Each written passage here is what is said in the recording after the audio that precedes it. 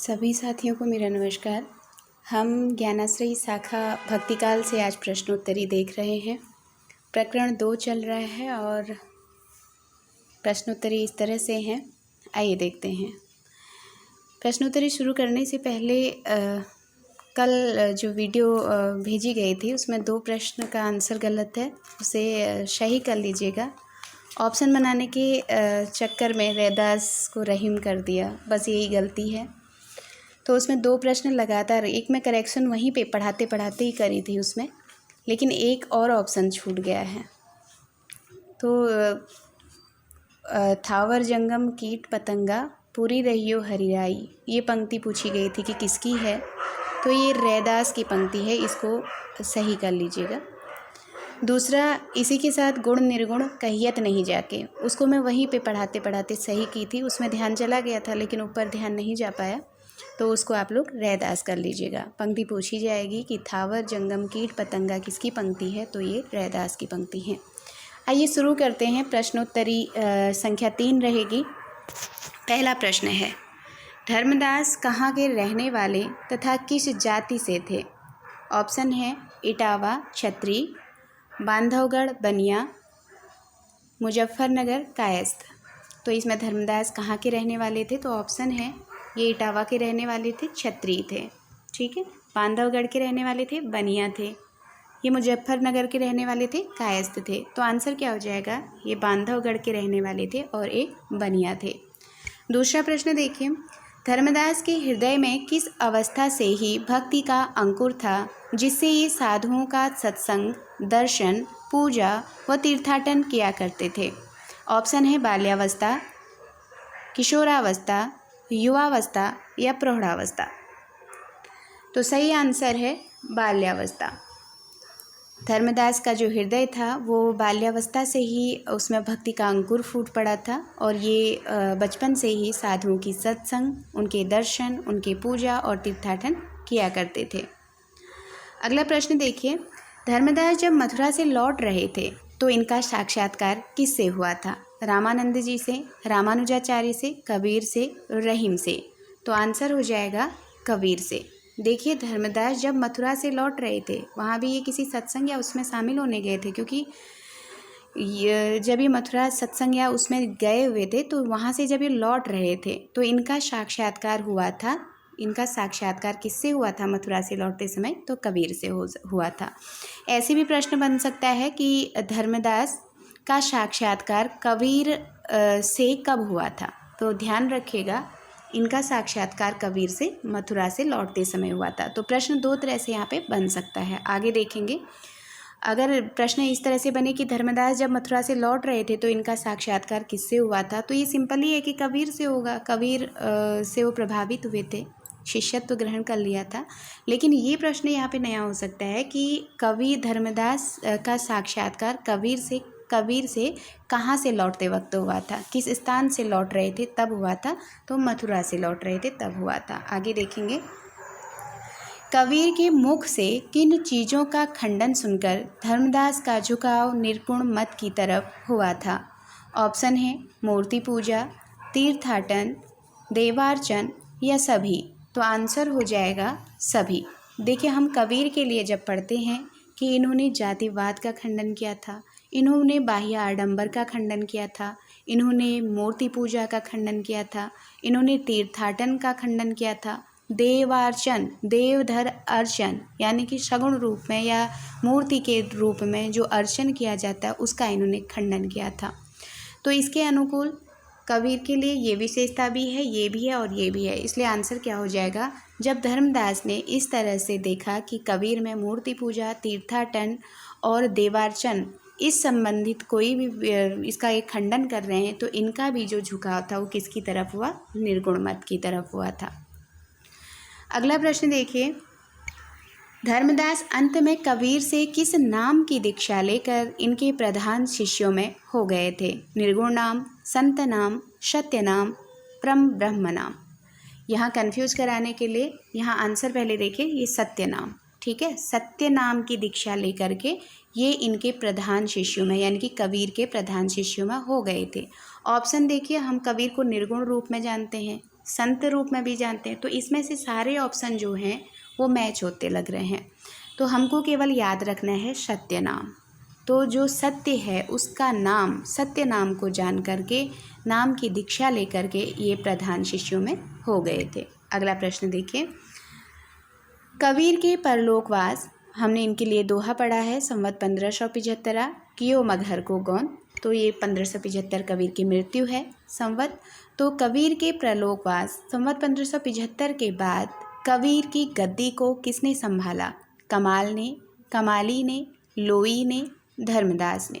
कमाल कबीरदास के पुत्र थे, कमाली इनकी पुत्री थी, लोई इनकी पत्नी थी, धर्मदास इनके शिष्य थे।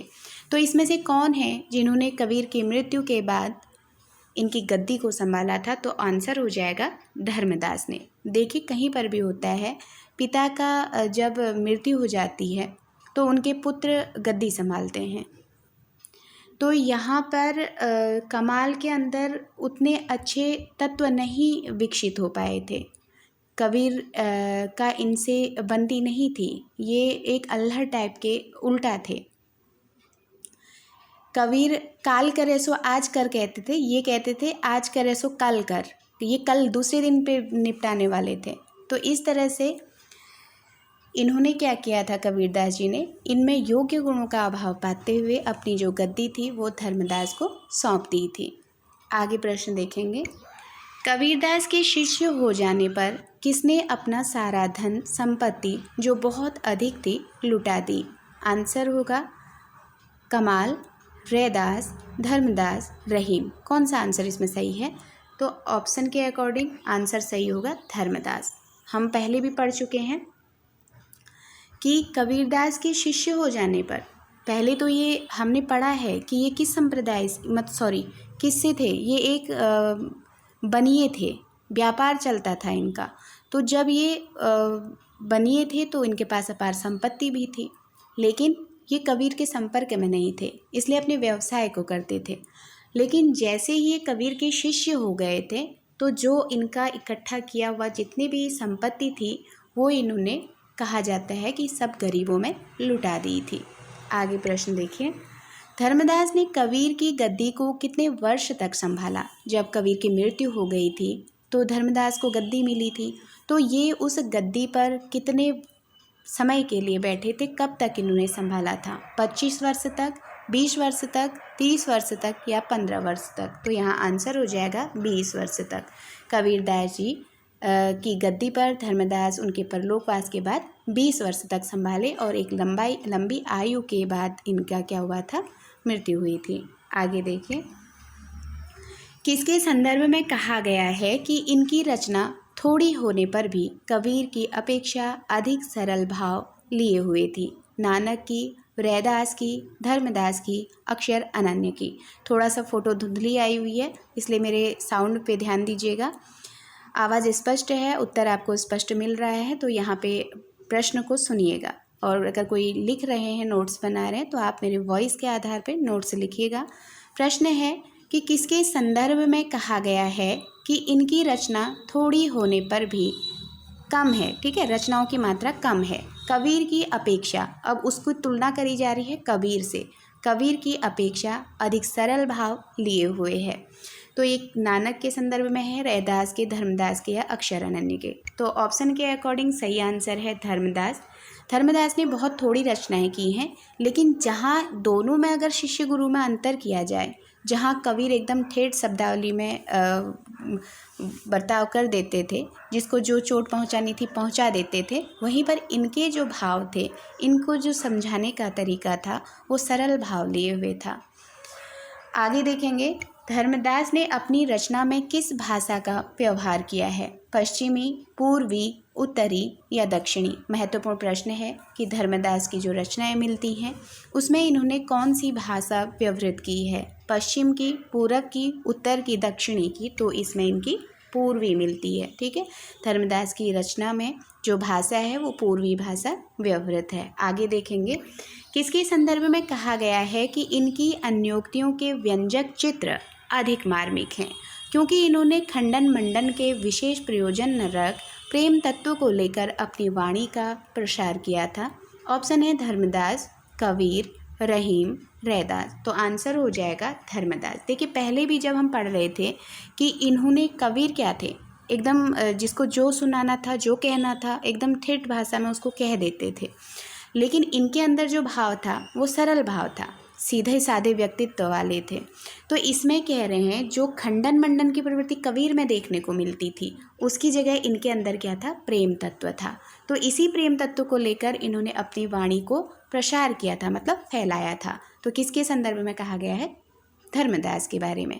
तो कबीर की तुलना में ये क्या, कबीर अक्खड़ स्वभाव के कहे जाते हैं। देखिए हम आगे पढ़ते हैं ना, तो इस तरह का स्वभाव नागार्जुन में मिलता है, इसलिए आधुनिक कबीर कहे जाते हैं। इस तरह से हम पढ़ते हैं, वही अक्खड़ता उनमें भी देखने को मिली थी जिस तरह से कबीर में थी। तो इसीलिए जो धर्मदास थे वैसी अक्खड़ता इनके अंदर नहीं थी, और वाणी में मधुरता थी, प्रेम भावना थी। तो ये सब तत्व इनके शिष्य धर्मदास में मिलते थे। आगे देखेंगे। झरी लागे महलिया गगन गहराए, खन गरजे खन बिजुरी चमके, लहरी उठे शोभा बरनी न जाए, सुन्न महल अमृत बरसे, प्रेम आनंद हवे साधु नहाय, खुली के वरिया मिटी अंधियारी, धनी सतगुरु जिन दिया लखाई। पंक्ति किसकी है, कबीर की, धर्मदास की, रैदास की या रहीम की। तो यहाँ पे पंक्ति है धर्मदास की, ठीक है। आगे देखेंगे।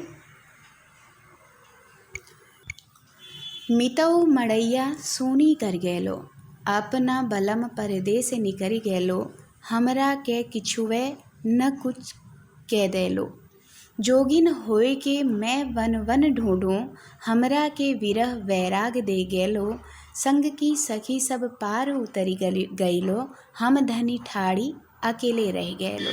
तो यहाँ ध्यान देना है, कहीं कहीं पे मिलता है कि ये जो पंक्ति है, जो धर्मदास की ये पंक्ति हैं, ये इन्होंने कबीर की मृत्यु पे कही थी, अपने गुरु की मृत्यु पे। कभी कभी ये चीज़ मिलती है इनके लिए। मितऊ मड़ैया सोनी कर गैलो, मतलब जो मेरा मीत है वो मड़ैया, उसके घर को क्या करके चला गया है, सोना करके चला गया है। कौन है वो, कबीर हैं। अपना बलम परदेस निकर गैलो, बलम से तात्पर्य कबीर के लिए है, वो दूर निकल गए हैं। हमरा के किछुओ न कुछ दे गैलो, हमको कुछ नहीं, ऐसे ही छोड़ के गए। जोगिन होए के मैं बन ढूंढूं, अब मैं जोगी बन के क्या कर रही हूँ, बन ढूंढ रही हूँ। हमरा के विरह वैराग दे गैलो, हमको अपना विरह दे दिया है और वैराग्य दे दिया है। संग की सखी सब पार उतर गए, जो मेरे साथ मेरी संगी सहेलियाँ थी वो सब पार उतर गई। हम धनी, धनी से है यहाँ पे धर्मदास से, हम धनी ठाड़ी अकेली रह गए लो। तो ये पंक्तियाँ किसकी हैं, तो ये धर्मदास की हैं, और कहा जाता है कि कबीर की मृत्यु पे इन्होंने ये पंक्ति कही थी। ध्यान रखिएगा, पंक्ति देखिए कभी पूछ भी सकता है कि इसमें धनी वर्ण किसके लिए आया हुआ है, तो ये स्वयं धर्मदास के लिए आया है। आगे देखेंगे, ऑप्शन यहाँ पे धर्मदास सही हो जाएंगे। गुरु नानक का जन्म कब और कहाँ हुआ था। अगला प्रश्न है कि गुरु नानक का जन्म कब और कहाँ हुआ है। संवत 1525 तिलवंडी में, संवत 1562 तिलवंडी में, संवत 1526 तिलवंडी में, संवत 1527 तिलवंडी में। तो यहाँ आंसर हो जाएगा संवत 1526 तिलवंडी में। देखिए हम लोग तलवंडी पढ़ते हैं, शुक्ल जी की बुक में इसको तिलवंडी ही लिखा गया है, इसीलिए मैंने तिलवंडी ही लिखा है।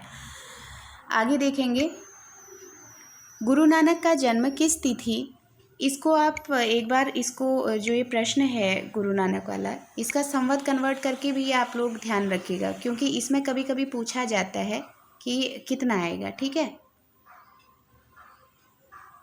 यहाँ 4 आएगा, इधर 1 हो गया,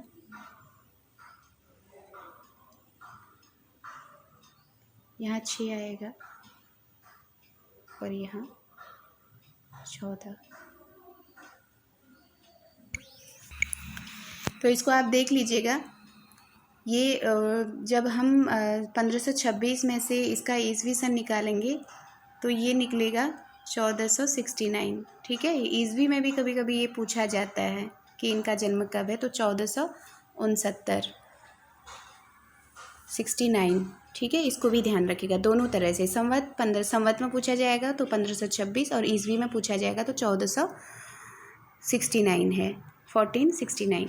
आगे देखेंगे, गुरु नानक का जन्म किस तिथि व किस जिले में हुआ था। आगे प्रश्न पूछा जा रहा है कि जो गुरु नानक हैं इनका जन्म किस तिथि व किस जिले में हुआ था। कार्तिक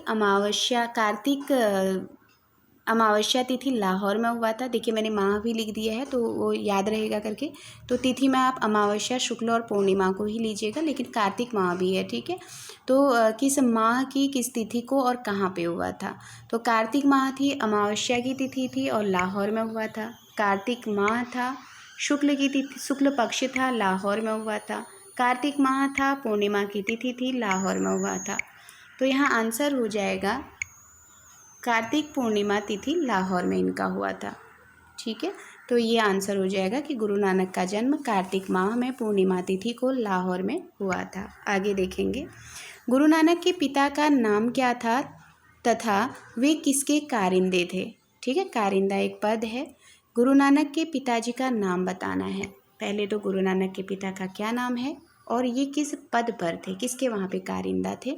इनके पिता का नाम कालूनाथ है और सूबा बुलार पठान के कारिंदे थे।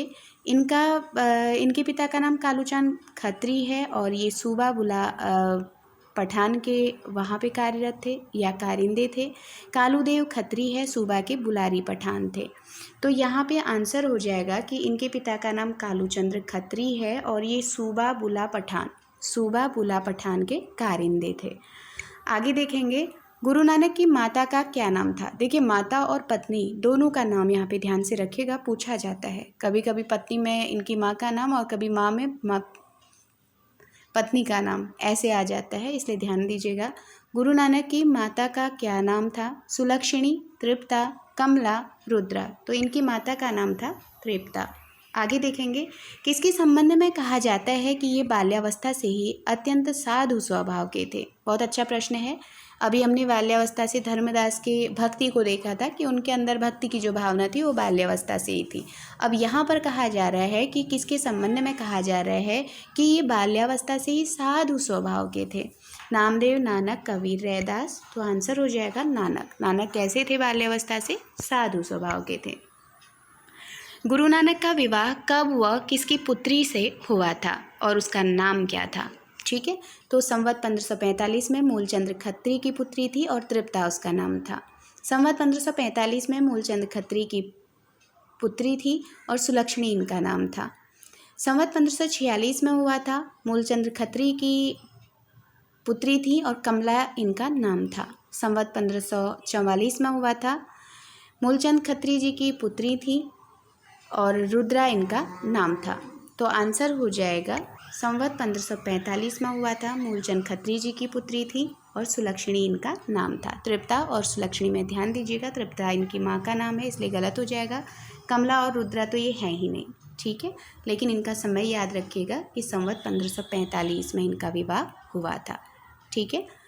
आगे देखेंगे, नानक के पुत्रों का नाम क्या था। श्रीचंद्र, नेमीचंद्र, लक्ष्मीचंद्र, महेंद्र, लक्ष्मीचंद्र, श्रीचंद्र, महेंद्र या सुरेंद्र। तो आंसर हो जाएगा लक्ष्मीचंद्र और श्रीचंद्र, ये नानक के पुत्रों का नाम था। आगे प्रश्न देखेंगे, गुरु नानक के किस पुत्र ने उदासी संप्रदाय का प्रवर्तन किया। श्रीचंद्र ने, गुणचंद्र ने, महेंद्र ने, लक्ष्मीचंद्र ने। देखिए दोनों उनके पुत्र हैं तो ध्यान रखिएगा कि उदासी संप्रदाय जो चलाया था वो श्रीचंद्र ने चलाया था। तो इनके पुत्र श्रीचंद्र ने। कोई भी संप्रदाय चलाएंगे तो श्रीचंद्र आएंगे, ठीक है। तो उदासी संप्रदाय श्रीचंद्र। आगे देखिएगा, किसके संदर्भ में कहा गया है कि पिता ने इन्हें व्यवसाय में लगाने का बहुत उद्योग किया पर ये सांसारिक व्यवहारों में दत्तचित्त न हुए। सांसारिक व्यवहार मतलब जो हमारे घर गृहस्थी वाले कार्य रहते हैं, इसमें ये दत्तचित्त नहीं हुए का मतलब है कि उनका हृदय या उनका चित्त नहीं लगा। जैसे घर के कार्यों में अगर साधु स्वभाव का कोई रहेगा तो उसका घर गृहस्थी के कार्यों में कहाँ मन लगेगा। तो वही चीज़ कहा जा रहा है कि किसके संदर्भ में कहा गया है कि पिता ने इन्हें व्यवसाय में लगाने का बहुत उद्योग किया। उद्योग का मतलब होता है प्रयास करना, बहुत परिश्रम करना इनको व्यवसाय के कार्य में लगाने का, पर ये सांसारिक व्यवहारों में दत्तचित्त न हुए। व्यवसाय के लिए पिता ने कुछ धन दिया जिसे ये साधु और गरीबों में बांटाए। अगर इनका मन अगर साधु संत के बीच में लग रहा है तो वो पैसों का खर्च कहाँ करेंगे? वो पैसों का खर्च साधु और गरीबों के बीच में करेंगे। तो ऐसे कौन थे जिनके पिता ने इन पर खूब मेहनत की थी, खूब उद्योग किया था? कबीरदास थे, धर्मदास थे, रैदास थे या नानक थे? तो वे नानक थे। नानक के पिताजी जो थे उनको व्यवसाय में लगाने के काफ़ी कुछ कहे, लेकिन ये बाल्यावस्था से साधु स्वभाव के थे।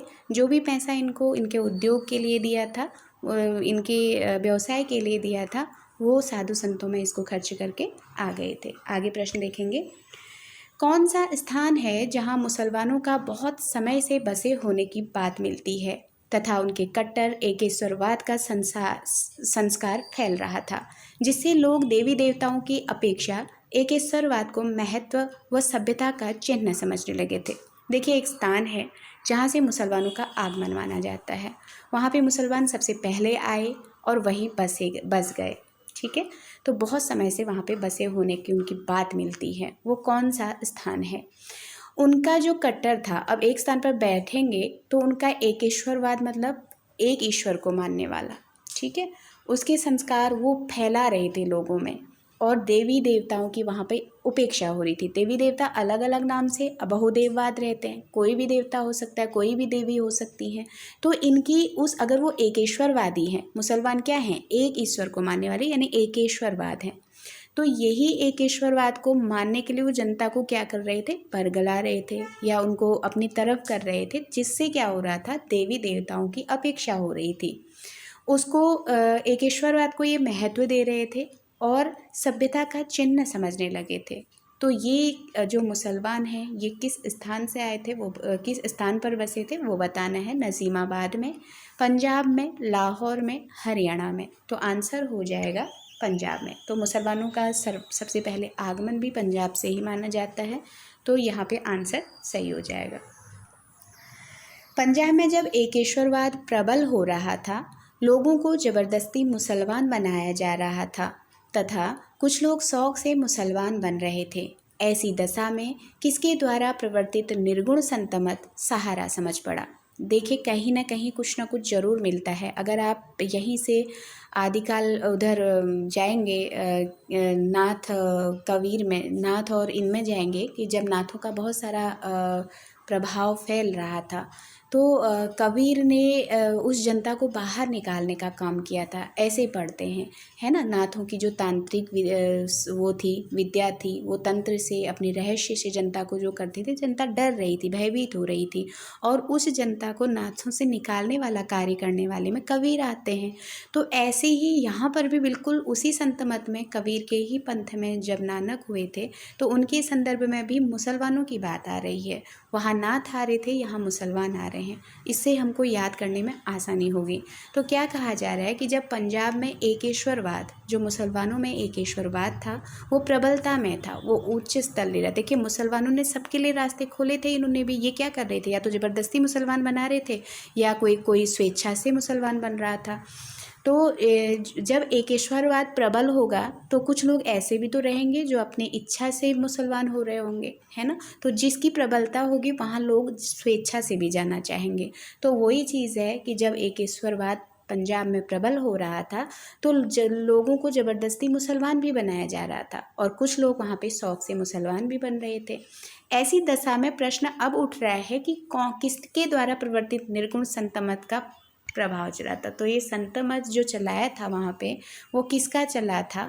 जो एक सहारा समझ पड़ा था आम जनता के लिए। नानक, कबीर, रैदास, रामानंद। तो यहाँ पे आंसर हो जाएगा